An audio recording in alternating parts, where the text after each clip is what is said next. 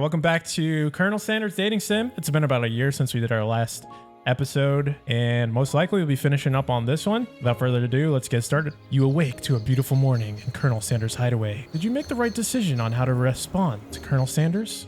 Only time will truly tell. I don't remember what happened. How did y'all respond? I think How saucy did it get? we slept over at Colonel Sanders' house. I don't remember what happened though. Today is the day that could change the rest of your life. Your thoughts are interrupted when Colonel Sanders emerges into the room. He's holding a gorgeously plated breakfast and your mouth waters at the sight of it. Here's a simple breakfast I just whipped up. It's meticulous. You taste It's a biscuit and a drumstick. You taste Colonel Sanders' food, and it takes you on a journey. When you return, he's waiting to ask you an important question. So, would you say that we're the perfect match? How presumptuous. My cuisine and your taste buds, that is. Such confidence, such grace. Could he be the world's greatest gift to cookery? Should we flatter him or take him down a peg? Should we peg him? I mean, take him down a peg, or? You know, I think we might make a great team. A single tear begins to pool in the corner of his eye as he gazes out the window. And with the right business partner, I know I can't fail. Business partner? Could he be talking to you? It's all happening so quickly. Overcome with emotion and confused by your feelings, you're on the verge of tears. Unable to speak, the only answer you can find is to run out the door and get home. There's still one more day of school after all, the University of Cooking School. Academy for Learning waits for no one. We were so close to retirement. You get home to find something very surprising. Your best friend is waiting for you. Where have you been? Because I had one heck of a night. I've been desperate to talk to you about it, but I couldn't find you. I got worried that something had happened to you. It's okay. I was just... But now that it turns out you're fine, I can finally get you up to speed on the saga of Miriam. Oh, was she still with the robot? Yeah, she's still the robot. She's the Tesla bot. Sure, but... You will not believe what happened to me after school yesterday. I went on a date. I think I can believe that. Since I've been partnered up with Clank, he asked me to go out with him. Beep boop. Of course I told him, you better keep your dials turned to polite and respectful. I'm not that kind of girl. He was just interested in spending some one-on-one time together and getting to know me. So I said, yeah, sure. I can get to know the little metallic guy. Long story short, he took me skydiving with his friends. But things quickly spiraled out of control. Did she just say skydiving as if that's a typical first date to go on with a talking pressure cooker? Who knew pushing a refrigerator out of an airplane was a bad idea? And now I'm not really sure where we stand. You don't give Miriam time to tell her whole story, however. Bottling up the details of your own night is just too much to bear. And I went on a date too, back to Colonel Sanders' house where I spent the night with him. Ooh, scandalous. You what? Nothing happened, but the emotional connection, wowzers. Together with your bestie, you feel like you can do anything. When you arrive at school, you encounter your rivals in the quad. You could tell from a distance that they're picking on Pop, though he himself might not quite grasp that fact, because, you know, he's Pop. What's a swirly? It sounds delicious. Oh, it's great. I'll order you up one right away. I'll have my swirly with sprinkles, please. Sprinkles is a dog in a tree. You can get your swirly tipped, too. Why don't you pick on someone your own size? Because I'm literally the biggest person at this school. There is that horse that Colonel Sanders rides to school. But who dare pick on such a gentle and beautiful creature? Hold up, what? My man's got a horse? Yeah, I've got a horse. You've got some nerve, Meldon. She's suggesting I pick on a defenseless horse. Now you're twisting my words and I won't have it. Clench your fists, but the injury from yesterday's mixer accident makes you wince with pain. Doesn't look like you can go on clicking like that. Might as well just give up. I'll never give up. Ever. Colonel Sanders arrives just as it appears things are close to boiling over. A naturally intuitive person, he senses that something has been going on. Is everyone excited for the final day of school? Mildomshi, how's that hand feeling? I'm sure you'll be back in fighting form by this afternoon. Aren't you concerned about my hands, Hannah? Yesterday I had almost broke a nail winning so hard. Technically, I don't believe a winner was decided. but your presentation was quite impressive. What is he doing complimenting her? But what about the flavor of my delicate, warm, gooey chocolate sauce? Ooh, Colonel's sweating. It was clear that you're passionate about your food. You're passionate about how your food is received. That's a lot of words to say. It was bland. Excuse me, Meldomshi. I am more than capable enough to speak for myself. Maybe you could tell me more of your thoughts as we walk into class, Colonel. I'm always interested in discussing the fine art of fine foods. Ooh. See you inside, Meldomshi. Annoyed by Colonel Sanders' inability to see Ashley for who you know she really is, you walk across the quad to get some distance. That bitch. In an attempt to distract yourself from how slighted you feel by that interaction with Ashley, you take out the spell book you recovered from yesterday and start flipping through the pages. Whoa, that's that book? It looks like bad news. It's just something I found lying around. It would appear to be some sort of grimoire, but I don't really believe in that magic stuff. Grimoire? Like a book of spells? I don't know. Who would spend so much time on decorating a magic book if it weren't really powerful? I can think of one surefire way to find out. You open a page covered with arcane warnings, cast only in case of extreme emergency. It says around the edges of the page. I could use this spell here that says it will erase anyone I choose from all my memories. If I scrub out Colonel Sanders, it would probably help me focus better on an upcoming final exam. That is way drastic. Can you do something else, like anything else not rooted in dark magic? Maybe tie a string around your finger? Okay, fine, it is drastic, but desperate times calls for desperate measures. You've got a memory erasing spell sitting right in front of you and pretty good excuse to try it out. Are we going to cast this forbidden spell, or are we going to not do it? We're gonna cast it. Oh, absolutely, you cast it. Dark magic. You begin to recite the spell, but you stumble on the words, and the only effect it seems to have is it makes you forget what it is you are doing. All right, after looking at the page again, it comes rushing back to you. Should we cast a forbidden spell again? Let me try it one more time. Are we getting stuck in a loop? Yeah, I think so. It's making us forget what we're doing. Okay, so we have to say don't do it at all. Oh. You take your friend's advice and put the book away. It's almost time for class. Sprinkles is already in the room waiting for the students to arrive. He clears his voice to make a quick announcement. I want you all to know I feel something of a dog moment coming on, but I assure you it's nothing to be afraid of. His little nose scrunches up and he begins to breathe quickly.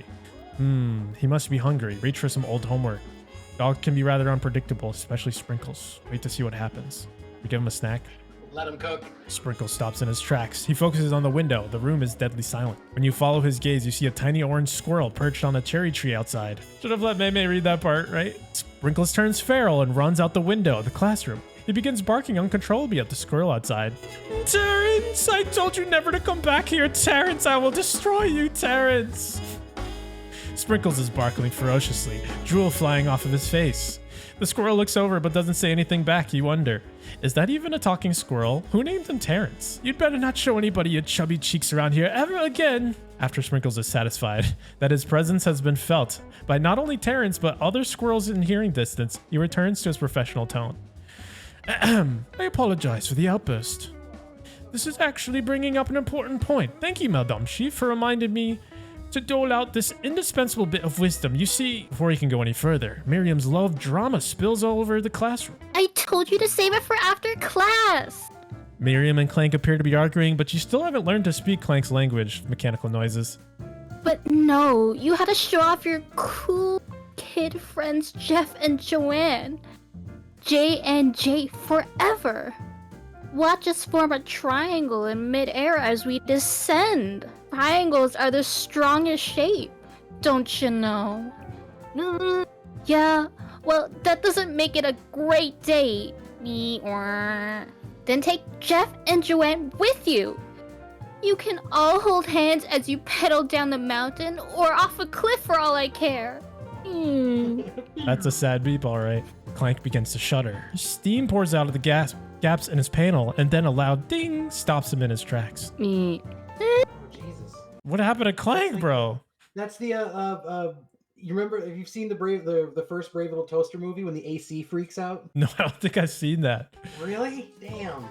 No amount of seasoning is going to make me want to eat that, Clank. Clank burps out a completely deep-fried sneaker. Considering that he himself has wheels, not feet, it's not entirely clear where that came from. In terms of deep friend, hold on a second. In terms of deep friend footwear, I guess it looks okay. I can't tell if that's a pun or a typo. I can't either. I can't tell either. Clank slowly rolls out of the room to be alone with his shoe. Everyone tries to pretend like they didn't just see that entire thing go down. Nothing like a loud public breakup to cast a pale over the final day of school. Well, that was unfortunate.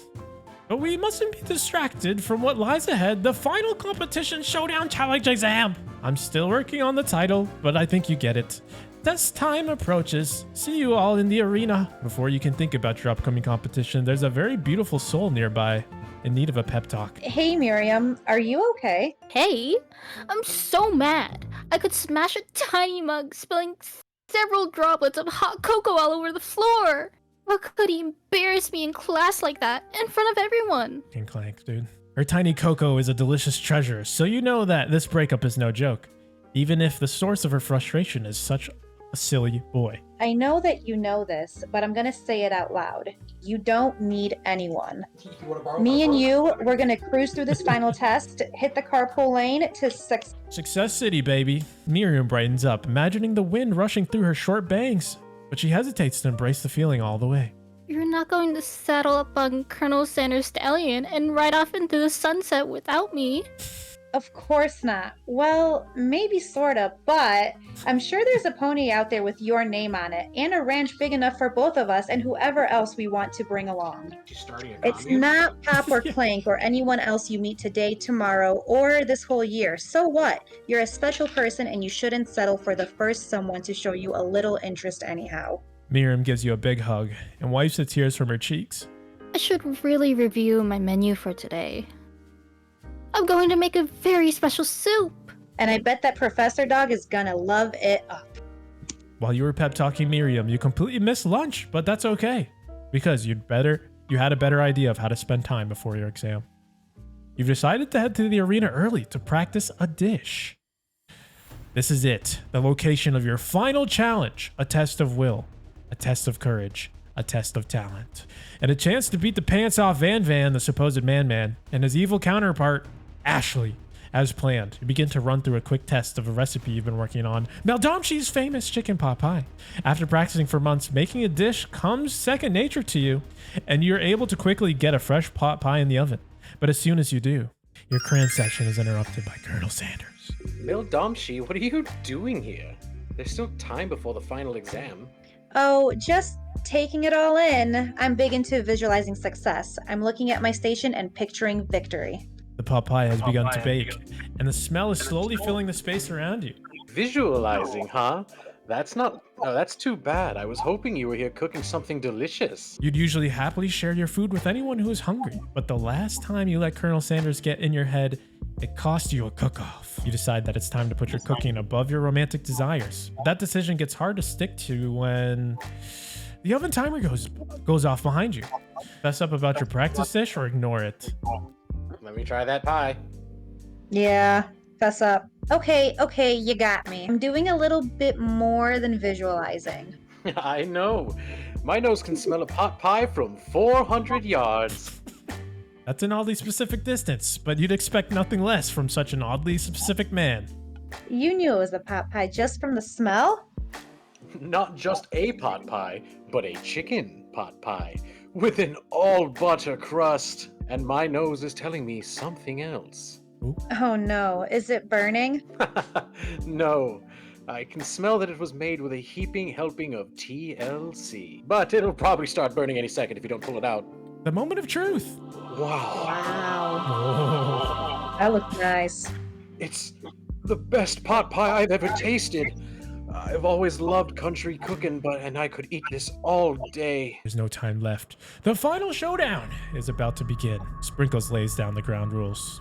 There are no rules. This is accept to cook with everything you've got. You step up for the cook-off of a lifetime. You decide that mac and cheese plus pot pie you've been practicing are just the dishes that'll push you over the edge to victory. Meanwhile, both Van and Ashley are prepping wildly elaborate dishes per their usual over-the-top self. Miriam has her giant magnifying glass and several set of tweezers. She's definitely prepared to go big going small. Colonel Sanders seems to be harnessing his 11 herbs and spices, but he's trying to find a way to improve on something perfect. His original recipe, fried chicken. Copyright. Registered. Okay, it's registered. The intensity in the room starts at a full 10 out of 10 with frenzy in action. Everyone is calling out really cool special cooking moves as they prepare their food. Wow, this is getting serious. Colonel Sanders batters his chicken as it levitates through the air. Egg wash! Miriam furiously injects ingredients into an itty-bitty pot of broth. Friend Baster Blaster. Did you say bastard? Van flexes his pectorals as he chops open a sea urchin. Let's rock and roid. Hell yeah, brother. Ashley scoops her pastries off the tray with lightning speed. Oh, personality spatula. At least she knows what she's about. She acknowledges it. Even Clank is getting in on it. Live though, pressure pot, chicken technique. Wait, when did Clank learn to speak English? He's known all along. It's a singularity, as was foretold. We mustn't let it happen, or the appliance uprising will take us all. I'm taking you all with me. Van quickly unplugs Clank and rolls him out the back door of the arena. Well, Okay. He has to be plugged in? I didn't know that. yeah, I guess. Oh, wait, what the fuck? What were they doing when they were skydiving? He's got He a was battery. actually bungee jumping. What do you mean? The longest cord known to Miriam's man. just dumb. As you frantically prepare your dish, you notice Ashley has her spell book out, and she's going to use some dark magic to turn the tide. She also has a grimoire? Oh shoot, you've got a book of your own. You're desperate not to see her win another battle. Should you take this opportunity to fight magic with magic, even if it's almost certainly evil magic? Do it. Dark Cast the spell. magic. We're casting that spell. Hell yeah.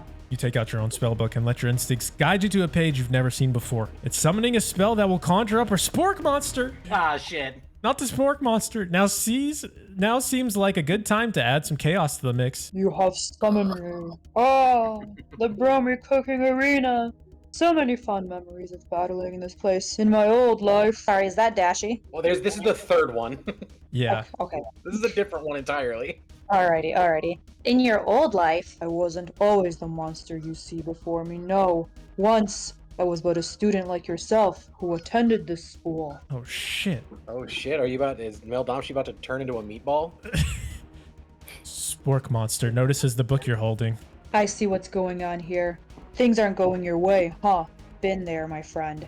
I tried to cast a spell on myself to imbue my body with the powers of my favorite foods. As you can imagine, things did not go as planned. When spells say only cast in case of emergency, they mean it. Oof. I'm kind of in a pinch here. Do you have any better ideas? Spork monster's smile curls up mischievously. For starters, never cast spell on yourself. Cast them on your rivals. Just tell me who is giving you trouble, and we'll take very good care of them.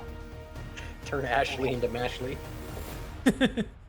Mashley potatoes. You motion over to Ashley, and before you can think better of this dastardly decision, he recites a spell that turns her into a chicken. Oh shit. Now a mere Cast bird, polymorph.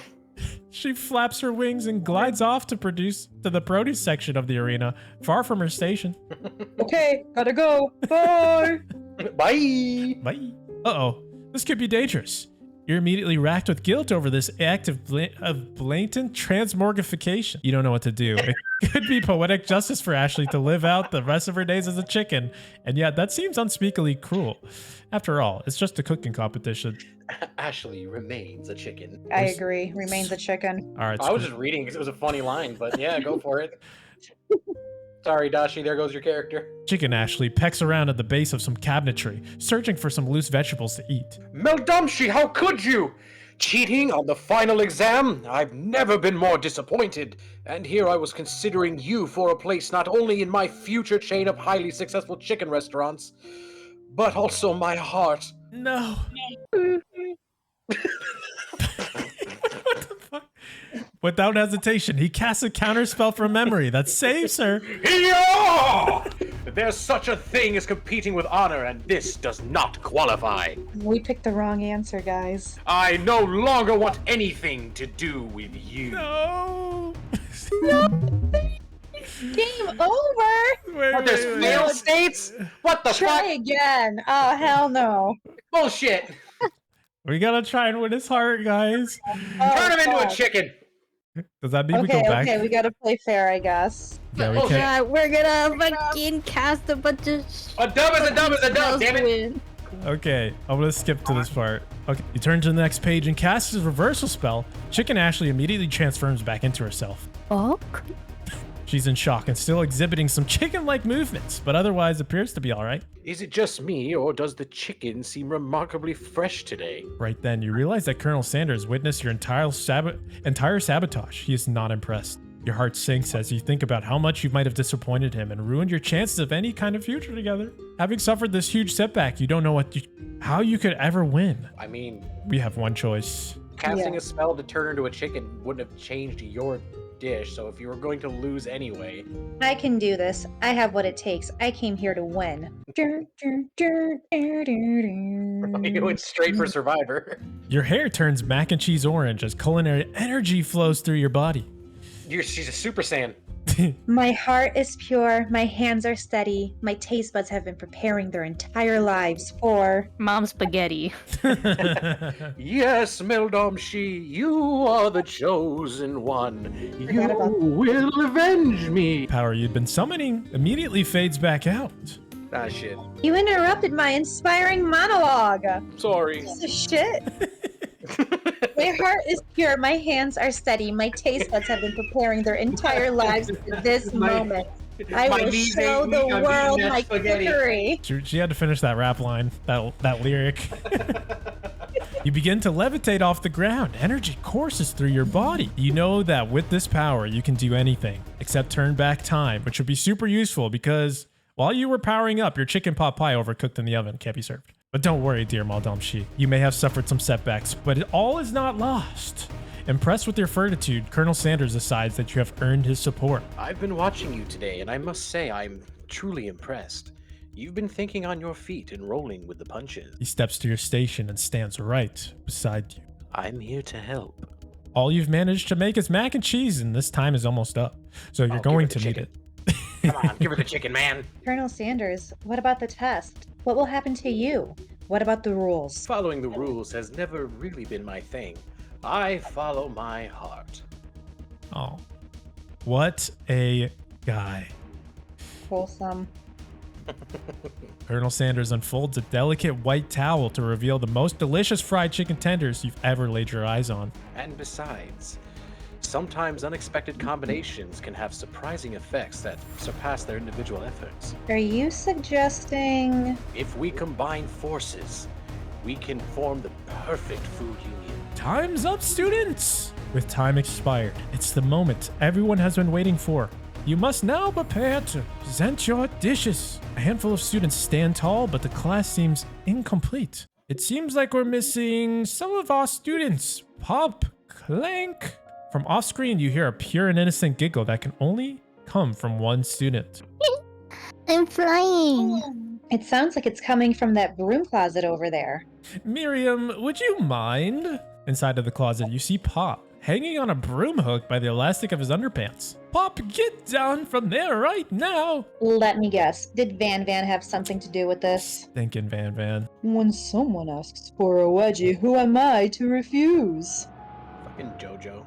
I thought a witty was a salad. Of course you did, Pop. It looks like Pop is eliminated from the challenge, seeing how he didn't cook anything. You want to come work at my place? Can't feel my legs. May I be excused?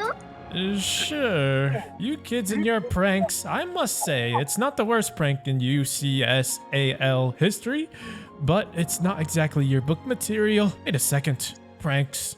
Pranks? Clank, where did the pressure cooker roll off to? You wait to hear a signature whir, beep, and other onomatopoeias, but there is none. Somehow you must have got unplugged, I guess. We'll have to figure that out later. That leaves only 4 remaining students. Please collect your final project. Yes, it's been a long semester. Wow, 3 whole days long. But after days of hard work, the time has come for me to eat. Miriam, please step forward.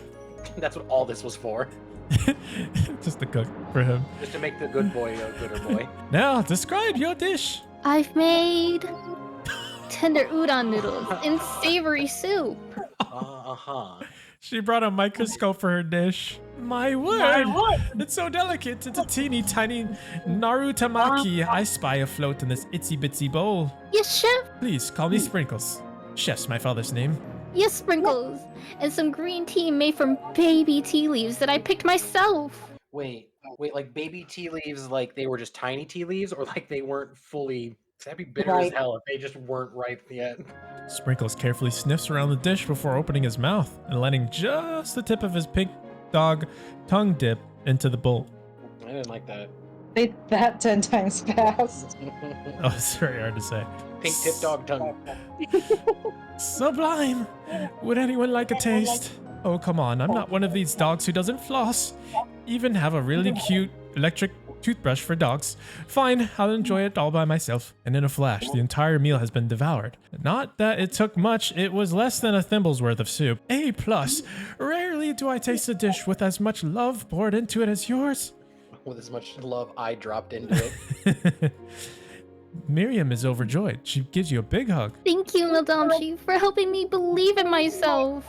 Ben, you're up. Now describe your dish. I made uni over smooth egg custard in an axe-hewn urchin shell topped with caviar. Did you square one type of urchin with spines for a second? Different colored type of urchin? Yes, Sprinkles. A bit much, don't you think? That's exactly why I did it. A bit much is kind of my brand. Doesn't it look cool?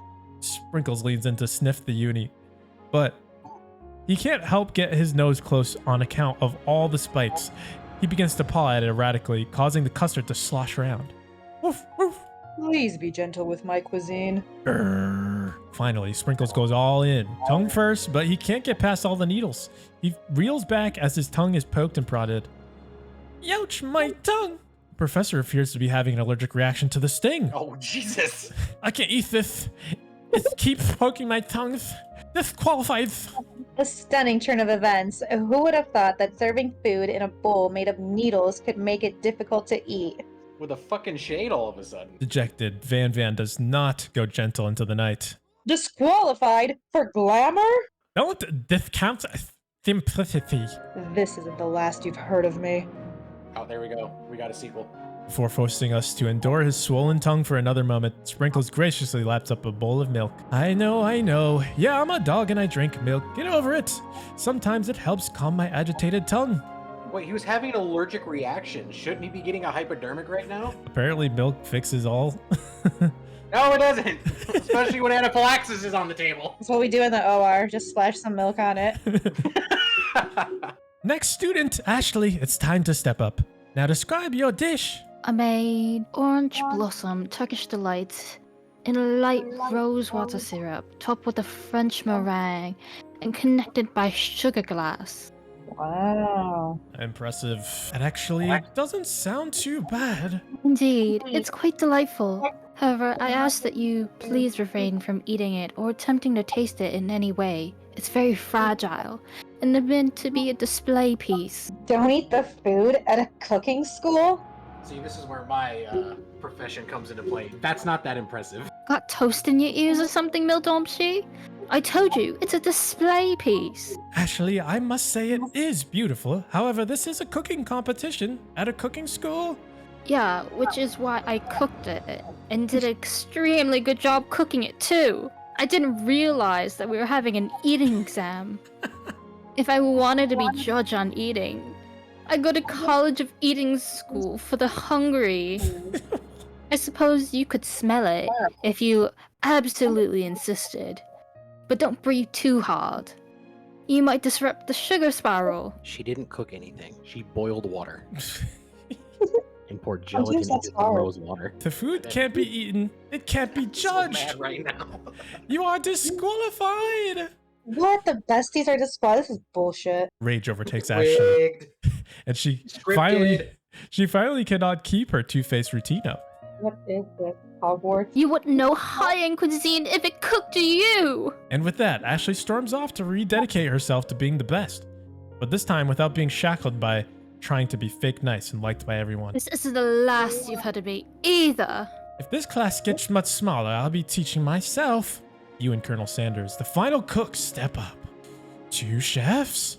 What began as a bowl of delicious mac and cheese Oh shit, is this the famous bowl? Are we about to get the famous bowl? Has become something else. He examines it closely, sniffing and eyeing the bowl. Let's go, baby. Uh-oh. I don't have a good feeling about this. From somewhere in the room, a literal drum roll plays. It's pop on clink. Just when I thought I'd seen everything in this kitchen, you give me this thing, and completely blow me away. In my 49 dog years of life, I have never tasted anything so delicious and so perfectly balanced. So he's 7. Got it. It's so delicious, in fact, everyone passes the class. You pass, you pass, you pass, and you get a pass. Wow, this really is like work. What the fuck? What is this? Seriously, shitty seriously, this is ending? just What the like my hell? job. No, You get all the fucking work and everyone passes? Put the fucking boot and Van in, Ashley. They fucked up. Get him out of here. Where's Gordon? We need him. For real. Everyone gathers around and partakes of the mac and cheese bowl. They all seem to transcend this reality into another dimension. You win! No, that's right. It's a mac and cheese bowl. Sorry, the famous bowl uses mashed potatoes as a base. My bad. Together, you and Colonel Sanders have made a new menu item. The new menu item is so impressive, even the Van and Ashley are drawn back into it by its magnetic fragrance. When they gaze upon your mac and cheese bowl, they admit that you are indeed an excellent chef. Sprinkles declares that you have passed. Everyone has passed.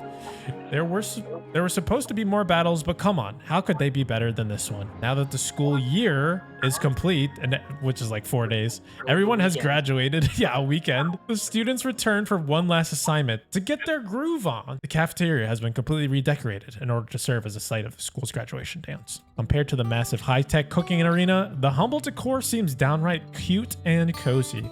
DJ Dog in the house, ooh-wee. You knew that Sprinkles was a master chef, but also a world-renowned turntablist? Who says you can't teach an old dog new tricks? Van and Ashley. Oh my god. Tell Hell everyone- yeah, man. That man's fucking packing. Do you see that man and his equipment? Holy shit. Tell everyone they've committed themselves to righting the wrongs they did when they were villains. For a moment, do you actually believe them? Not another haunting. No ghosts are allowed at this graduation. It's clearly written in the school's bylaws. I was never actually a ghost. It was all a trick to get you to finally notice me. Oh, amusing. And now that everyone is together... It's a spork monster. He's totally mellowed out. Everyone, the spork monster is no more. From here on out, I prefer that everyone refer to me by my new name. Party Monster! Party monster.